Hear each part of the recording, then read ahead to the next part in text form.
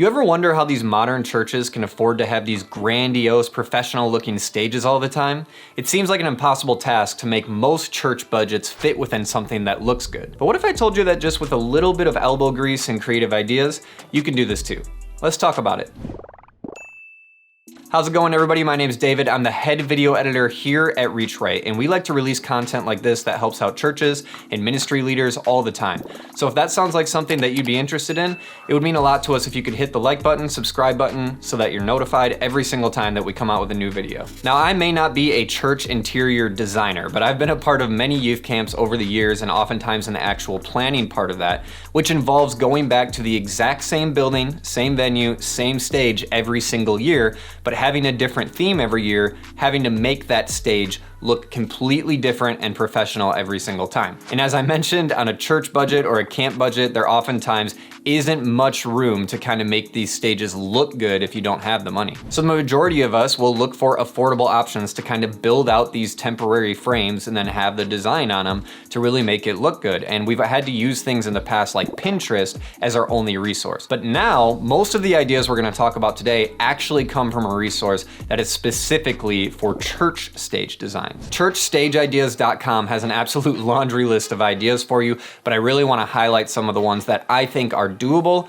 realistic, and I think look the coolest today. So while I may not have built all of these personally myself, I can tell you from experience of building these kind of things for stages, these seem to be like the ones that would be the most attainable in my opinion.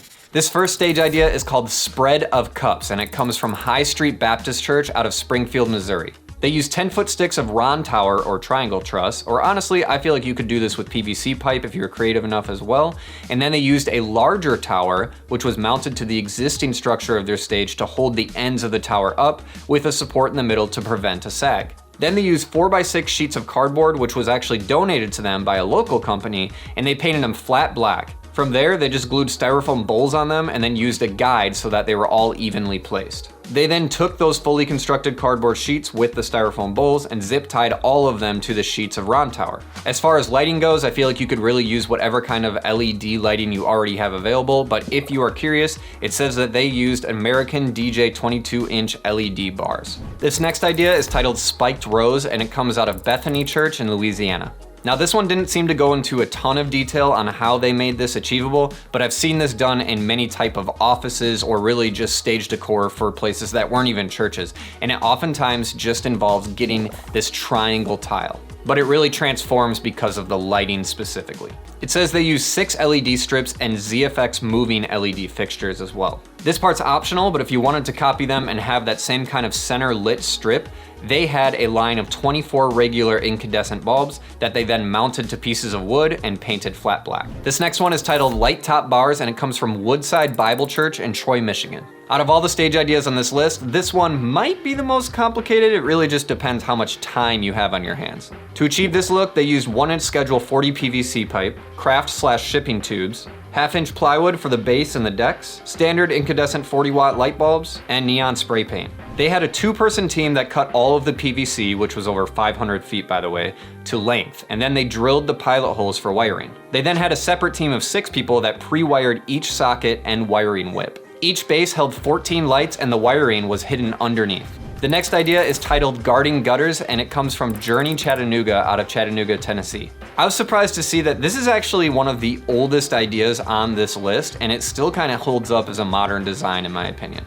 First, they had to make panels out of 2 by 1/4 inch thick pieces of trim that were 8 foot, 10 foot, and 12 feet long. Then they just spray painted them black to blend in with their black backdrop, and the next day they stapled the gutter guard panels to their frames. In order to hang those panels, they used jack chains of different lengths, and then the outside panels were simply just gutter guards. Talking about these simple DIY stage designs and actually executing them are two completely different things. So if you take one of these ideas and run with it, you might find that you put a lot of work into it and you want people to see it. So if you're finding that maybe your church isn't getting that many visitors, it might be a good time to review your marketing strategies. But lucky for you, we've made this easier than ever. We actually offer a completely free church marketing review, which I'll leave as a link in the description, but all you need to do is answer a few short questions, and then you'll actually get back an 100-point assessment on your church marketing strategies. After you get your assessment back, if you find that you want a little bit more help from somebody on our team, we'd love to get you connected, but make sure to check out that link in the description. Again, it's completely free to fill out. The next idea is titled Angled Glow Line from Praise Church out of Beaumont, Texas. They used LED strips,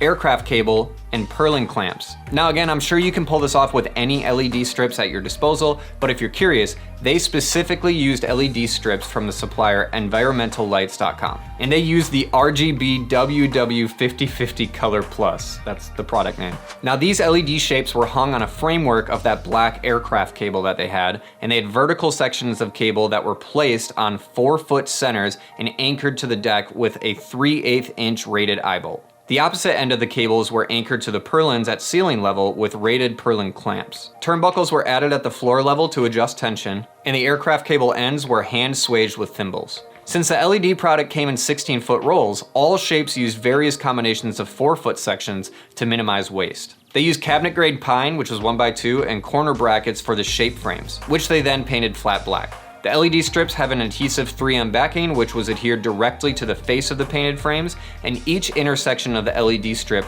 was wired and soldered. The last idea we're covering today, I'm calling transformer wall, but it comes directly from Churchfront. Now, they highlighted a way to actually get 2 different looks out of their stage depending on what kind of vibe they were going for. In one way, they could have kind of this palette wall of wood, and in another way, they could transform it into a projector wall. To achieve this, they made these triangle revolving pillars that could kind of just turn depending on what side they needed to be facing out towards the audience. They framed these out of 2x4s by wood, which was actually donated to them from fencing material from somebody nearby. And the other side, the projector wall side, was made from something called yucca tile. This is 10 feet by 4 foot wide. All in all, they had 7 pillars total that stood side by side. At the bottom of these pillars, they actually had these little eyelets installed so that they could grab like a pole and a hook and actually drag the bottom of these pillars towards wherever they needed to if they needed to adjust the look. Now, something to keep in mind is this is the only stage idea I've covered so far that actually involves projecting onto it. And so if this is something that you want to tackle or try to pull off, please keep in mind that every single church building is different, all of our lighting is different, and everybody's projector is different as well. So you're gonna have to kind of play with the idea of what your projector can do, how far it needs to throw, and what it's going to look like for you. But these are really just to give you a baseline to go off of and get a little bit creative. Now, I think the most expensive idea on this list said that they were able to achieve the look for about $3,000, which that's kind of on the high end.